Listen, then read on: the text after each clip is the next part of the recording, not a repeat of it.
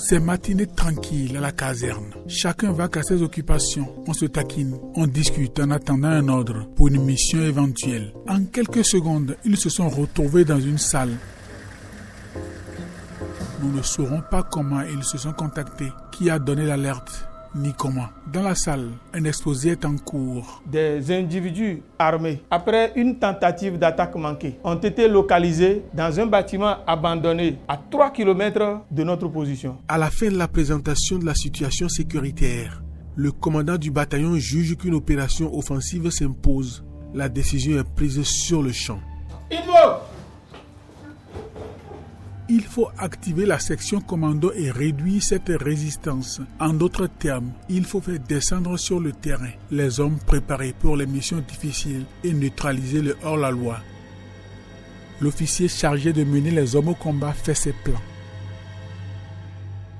Je vais m'infiltrer par les couverts de droite pour me mettre à la base d'assaut ici afin de mener la destruction. Les hommes écoutent sans poser de questions. Les circonstances demandent toute l'attention du soldat. On écoute bien pour éviter les erreurs. Au combat, la première est la dernière. Maintenant que tout le monde est prêt, on embarque. Chacun connaît sa position et son binôme. Et les véhicules font mouvement vers la zone d'intervention. À partir d'ici, la progression se fait à pied. Il faut fouiller tout le village et la brousse alentour. Où qu'ils se trouvent, il faut les trouver et les neutraliser. C'est ça la mission.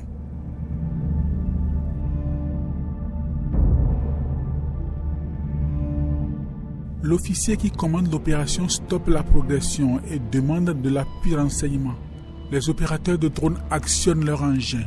Le drone renvoie des images. 4 ennemis armés d'Aka dans le bâtiment. 4 ennemis armés d'Aka dans le bâtiment. C'est reçu par les. Ils sont 4. 4 individus armés non identifiés. L'étau se resserre. Ils se sentent acculés.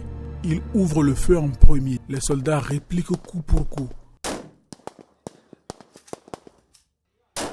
Les individus armés non identifiés sont à terre.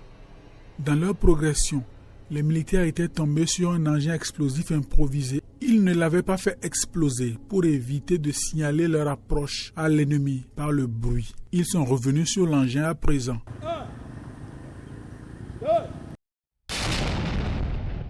Mission accomplie. Bilan. 4 individus armés non identifiés neutralisés. 0 victime du côté des militaires. Aujourd'hui, tout le monde peut rentrer, sain et sauf.